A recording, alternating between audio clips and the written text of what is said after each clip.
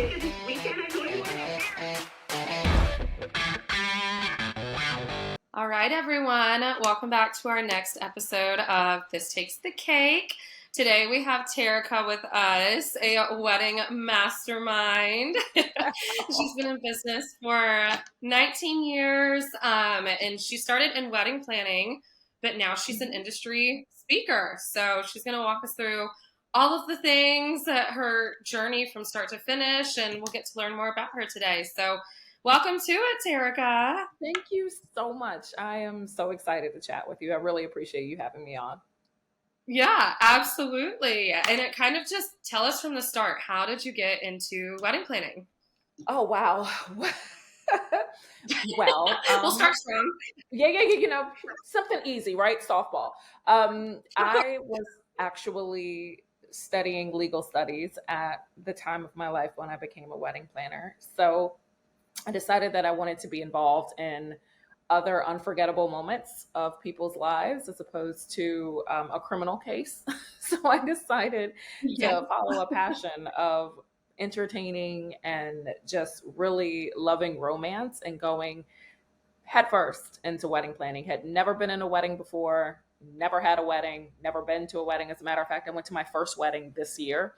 So it was a huge jump from that to this, but luckily I had moved down to a beautiful area. I live in the Golden Isles of Georgia. A lot of people don't know that there's more to Georgia than just Atlanta. We have 3 beautiful islands off of the coast, and it's a huge southern destination wedding market here. So I fell into something that was amazing and was a really great start for my business.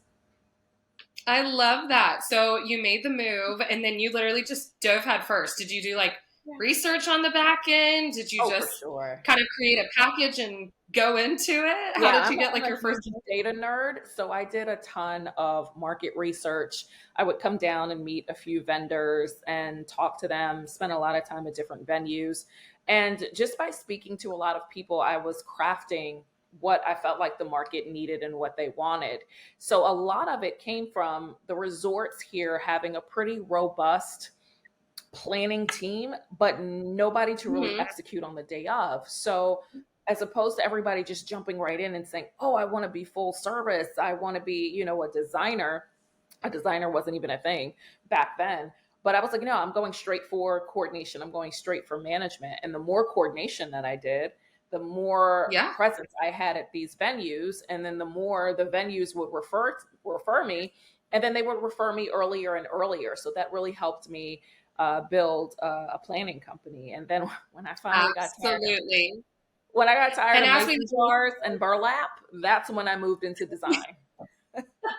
Right? You're like, let's change this up. There is more to life. Can't do it. Cannot do another I love it. And obviously you're at 19 years in the business, but how many years did you plan weddings before you decided, hey, I'm just like an amazing speaker. Let me go to all these conferences. Like, what got you into that? I wasn't actually. I hired a business coach, the most amazing business coach, Sasha Souza, out in California.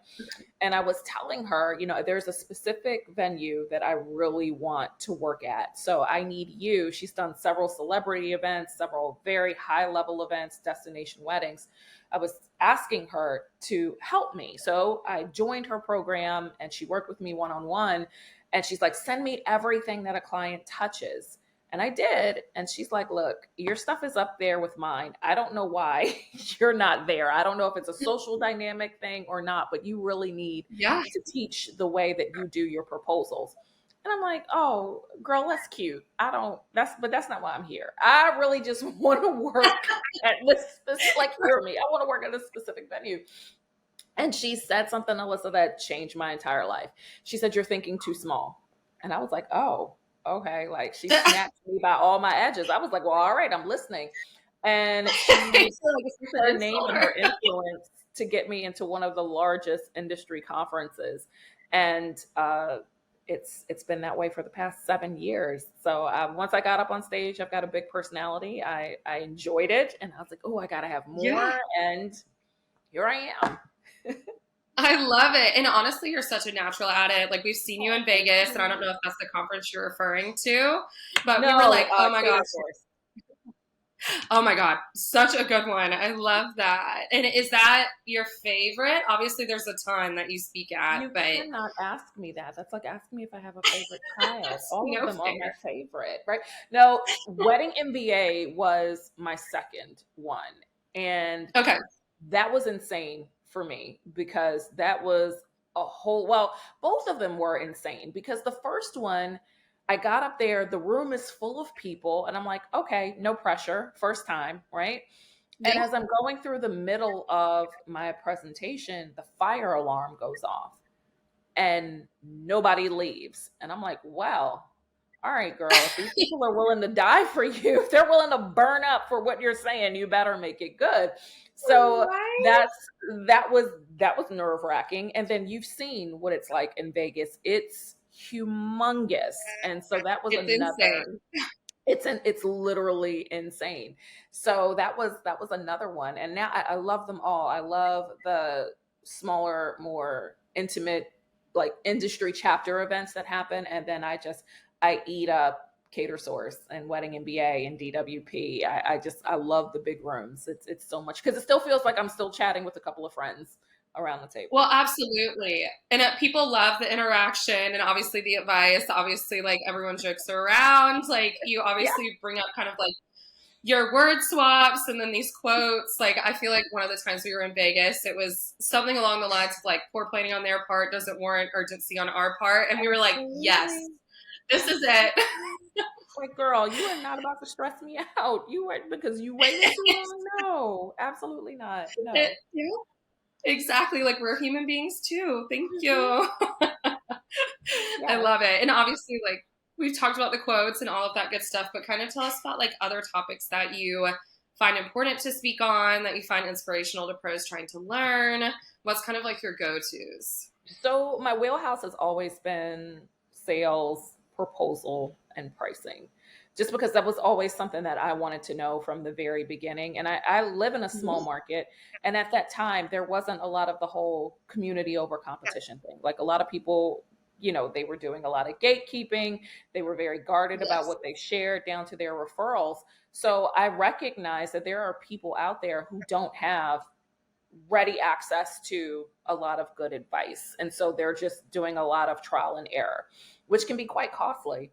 So sales and pricing is great. So is my client experience. I think for me, no matter what I speak on, I really want to bring some relatability to it because I get up there and I tell people stories about how I failed, about how I succeeded, about how, Yeah. I almost got fired, how I fire people. And people Yes. can relate to that. It's like, wow, I'm not alone. It's me too. So I think that's what makes it so great when people are like, yes, I got so much out of your session. They want to be seen. Absolutely. Yeah. They want to be seen. They want to relate to somebody, obviously feel like it's not them because those situations can feel so isolating when you're dealing with a difficult client. You've literally done everything you can to make them happy. And it's just, you kind of just accept it. It's like, okay, well, I know I'm great. Like there's something wrong, obviously, with Sorry you're our late to the connection, party, but right? Clearly everybody else loves me. So, something's wrong with you. for sure. Which we were going to ask about that too. Like, obviously, like dealing with difficult clients, so potentially bad reviews, things like that. Like, what's kind of like your thought process working through that? And, how do you essentially make it through those difficult situations?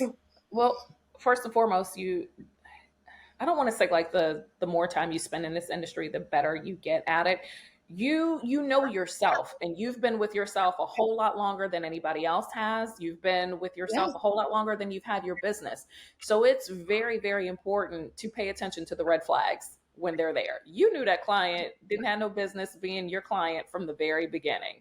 So you went on and you booked them anyway. You're like, oh, I got to work at this venue or I got to have this money. So that's the first step is really to trust your instincts and pay attention to the red flags when they're there. for sure. Because when you have a bad issue, when you have a tiff, that's as good as it's going to get. Like, it's not going to get any better the more you work together. And it's definitely not going to get any better on the wedding day because everybody's nerves are high, the stakes are higher. So a lot of that is going to come out. I think Yeah. accountability is huge with any type of discourse. So be accountable for what it is that you've done, what you are doing, and make sure that your client feels safe. Make sure your client feels heard. So if that means we have to meet Absolutely. more and we have to communicate more, and I'm sending you reports on what's been going on throughout the week or throughout the day, then Yeah. do that. It's always a hard reset. And that's what we need whenever we deal with these difficult clients. Yeah, no, and that's a great way to approach it as well because, like, obviously you don't ever want anybody to be upset, but it's like, okay, I'll take accountability for these things. Maybe I learned from that and moved on, but Mhm. it definitely goes a long way and you learn a lot from those situations and you're better for It it. is. It goes a long way and it goes both ways too, because I feel like we have to also hold our clients accountable. I am not a fairy godmother, no matter how good I am at anything.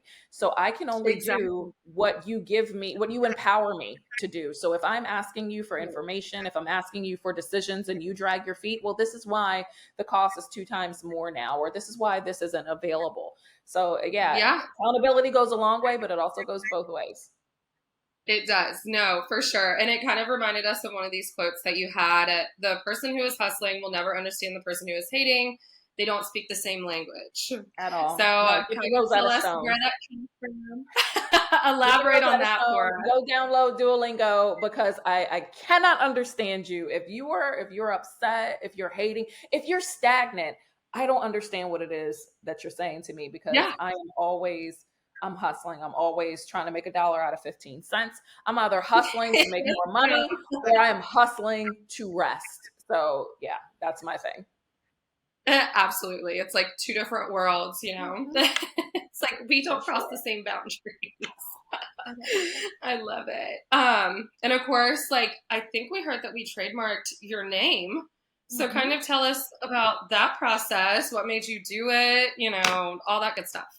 Yeah, well, because I lost my name in a trademark battle, in a very public trademark battle. No I want to way. say maybe 10 years into my business. I'm just, and this is again before Instagram, before Facebook, before all of the things. I think at that point we had just had Twitter, and I had gotten a message from someone that said, "Oh my gosh, congratulations! We are so happy that you opened up another office in XYZ city."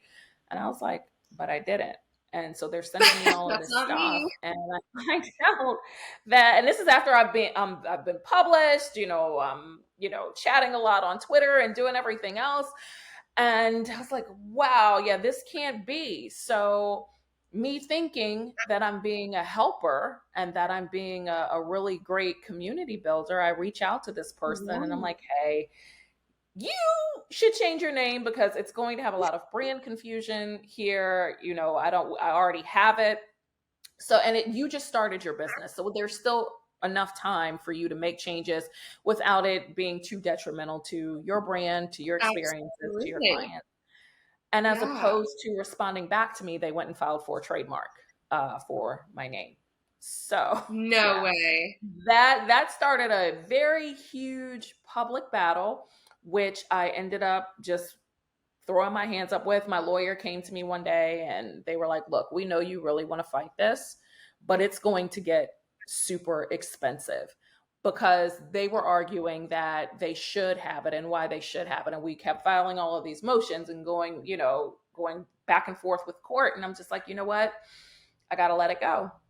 And I did. And so I changed my name to Right. what my blog's name was. And then as soon as I did that, I trademarked it. I was like, I'm not going through this again. I'm not doing it. Yep. Like we're not even starting without a Not trademark. even starting this again. And I had an incident maybe 2 years ago where I am literally, Alyssa, I'm about to walk on stage. Okay. I'm about to go on stage in Texas and somebody DMs me and they're like, have you seen this? And I'm like, here we go again. And It's like the someone's using my name for a podcast and they're in the industry and I'm like, oh my god, this is not real. And so I was talking to a Yeah. couple of my friends about it and they were like, well, you know what? You've got the trademark. You just have your lawyer send a cease and desist. I reached out to Kumbi from Legally Set and Odeberg Law. Shout out to Kumbi. I love her so much. I was like, Kumbi, please help me with this. Listen, Not again. Before I could even do anything, there was several apology DMs. There was a huge post where they filled out an apology. Someone said, if you think Beyonce has a beehive, you should see Terrica's tea hive, because they just flooded this group with all of these comments and DMs. And they were like, oh my God, we're sorry. We didn't know. So yeah, that took care of itself. That was a self-correcting problem. Kumbi was like, I didn't even have a chance to finish writing my name on the letter and it's done. And I'm like, yeah, well, it's great to have people. I love that. Like, listen, I've done my due diligence. Like, we're not doing this again. We're not doing this again. Nope, not doing this. Absolutely. So shout out to all of my followers who were very cognizant of my story and what happened, and were very proactive in making sure that it did not go down.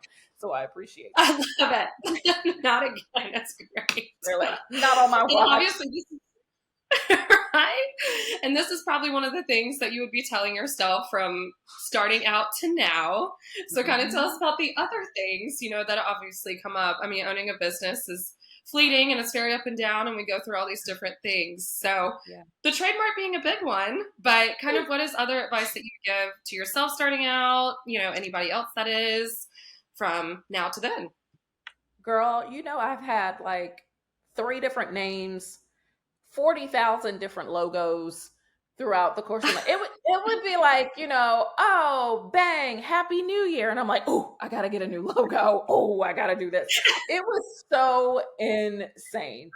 And part of that came from me not knowing who I was within this industry and who I wanted to be and who I wanted to serve, because you would never know that all of those different company names and logos were attached to one person. So one thing that I would say is definitely know who you are and who you want to serve and who you want to be in this industry. That's going to save you so much money in the long run. I was always changing logos, color palettes, designs, because I was never like really happy with any. I'm like, yeah, that's good enough for now, or that looks like me for now. When I finally settled on who I wanted to be and I hired a designer, she didn't even have to do any revisions. Her first thing, it was like, that's perfect. That's it. That's exactly what I want. So know who you are, and then be ready to invest in that person. Everything can't be learned on YouTube University. Sometimes things just can't be done in Canva. You are going to have to make a really good investment, and it's going to be a long-lasting investment, and not just your company, but your brand and your brand experience. And that's what clients are buying into, right? They're not just buying into the labor that you're doing. They are buying into the experiences that you create and the artistry that you have behind whatever it is that you do. So know who you are and be ready to invest in that person, and then charge whatever it takes for them to have that person. Don't lowball yourself. Absolutely. Yeah, no, and it's a great idea, because I feel like people are always so scared to take the leap of faith. Like, oh, maybe I want to be in the luxury part of the market, but do I fit it? And I'm like, just charge more. Just naturally flows for you. Obviously you have to match what you're charging, but it goes such a long way. Like, believe in yourself, invest in your business. Like, it is insane what the outcome of that is. So, absolutely. For sure. And of course we talk about sales and invoices and all of that good stuff when people see you on stage, but do you provide resources to people while you're doing, obviously these things on stage and kind of filling them in, or how do you approach that? Because that's the worst thing in the world, right? For somebody to like tell you about something and you're like, oh, this is great, and you have no idea what to do next. So that's why I would start. Every talk I have has some sort of actionable worksheet, checklist, planner, whatever attached to it that I give out at the end, so that you can take it a step further, so that when you go back over your notes, you have something that's going to take you to the next step. And of course, I have my own little educational hub that is filled with freebies, different templates and courses on how to make your proposals better, how to find your perfect pricing, and really how to up-level your brand to be where you want it to be. So there's definitely, different steps and ways that we can work together, or that you can really expand upon the education that you've received. I love that. Yeah. And it goes a long way too, especially because I feel like there's definitely been multiple times, like in Vegas, it's like who's just starting out and it's like half of the room, you know? Yeah. So those little pieces Yeah. of information go such a long way for them. So it's like really inspiring too, because you can just tell they're absorbing everything that they're being told. So For you never know sure. what difference it's making. For sure. Half of the time when I'm up there, I am just looking at the tops of people's heads. I'm looking at like the room Yeah. laughing, and then I'm looking at people who are just doing this. And so, yeah, that's always so great to see that they're like, yes, this resonates with me. I need this. For sure. Yeah. And I'm sure when you're up there, the lights are so bright and it's like, I don't even know what I'm looking at this point. Yeah. Oh So. gosh, especially for like the trends talk that I do with Megan Ely, that's I can't see past like the third row sometimes. So I talk directly to the back, but I can only see faces from the third row. And then, when we start the planner track, I can see everybody in there. So that's always good. And, I always like to say we're having hustle church in here. So I get the choir in there talking, and I love it. I eat it up. I eat it up all day. Yes. And honestly, they eat it up too. And that was one of our questions. So Hustle Quarters, tell us what that is. Oh yeah, it's just my educational hub. I was tired. Again, when I say invest in yourself, trust me, I'm speaking that to myself as well. Got to get out of Dropbox. Got to get out of Google Drive, right? And I could not really stand up for who I am and tell everybody to do all of these things if I wasn't doing it myself. So I have a hub, and that's where anybody can go and they can sign up for, a calculator where they can see how much their clients are costing them. Like we talked about the difficult clients, there's free email templates there for people who want to communicate very nicely with difficult clients. Yes, set a boundary. Yes. And then there's some of my other educational courses and digital downloads and my memberships and things like that. It's going to have a transformation within the next month or so, which I'm super excited about. Love that. So yeah, I'm excited. It's so great. Always changing and updating and all the things. Just never staying stagnant, right? Never, baby. Bugs grow in stagnant water. You know what I mean? Mold and stuff grows in stagnant water. I'm not, nope, not stagnant at all. No. Not in our world. No. Keep on going. I love it. And kind of just as like the last two things as we wrap up here. So obviously you give a lot of info on sales and proposals, obviously provide advice. So if you can only give 3 pieces of advice kind of to people starting out or on these topics, what would those be? Not to get into the interview type questions, but obviously love hearing your perspectives. Okay. You're like, what oh no. 3 things? Like, wait a minute, what 3 things of advice would I give? Okay, so I'll spill a little tea from my deep education. Make your proposals as visual as possible. Everybody is using pretty much the same CRMs, so your clients are all seeing things that just look alike. Get as visual as possible with videos, brand palettes, stock photos, brand photos, anything that you can think of with your proposal so that you stand out. Whenever you are selling and you're mentioning your price, put a testimonial there. Because what that says is that somebody else paid what she's asking for, or what he's asking for, what they are asking for, and this was the end result. That kind of cushions the blow a little bit, right? And then we'll go back to one of my word swaps that everybody seems to love. Take the word budget out of your vocabulary when you are talking to your clients in the sales portion. You can say budget all day after they book you. But in the sales portion, don't say budget, say financial comfort zone. This opens up so many more conversations where you can really discuss their hierarchy of needs, where you can discuss whether it's a range, where you can talk about how things can fit in, how they can be reallocated. Budget kind of makes people feel stressed out a little bit, but financial comfort zone makes it feel like we got a little bit of wiggle room there, and you can really get some great, honest answers that will help you sell. I love that. No, for sure. It definitely makes them feel more comfortable because you do say budget sometimes and they're like, I don't know. Like Yeah. it feels so limiting to them. So it definitely goes a long way to use softer words. Yeah. Or they'll say something so unrealistic, like, "Oh, we don't have a budget," and you're like, And then you start spitting numbers and it's like, you do. "Oh, you do. Oh, you do." I was like, "Okay, so I'm just gonna start at 500,000," and they're like, "Oh, so Exactly. we do have a budget. Okay, Right? okay." Just testing the waters, wanted to make sure. Right. Exactly. I love it. And then kind of just our last piece.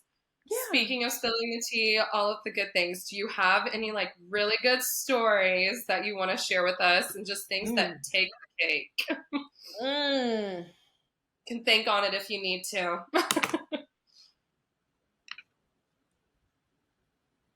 Okay, so there was a time. Well, I'm pretty sure everybody. There's always something that happens to me right before I go on stage.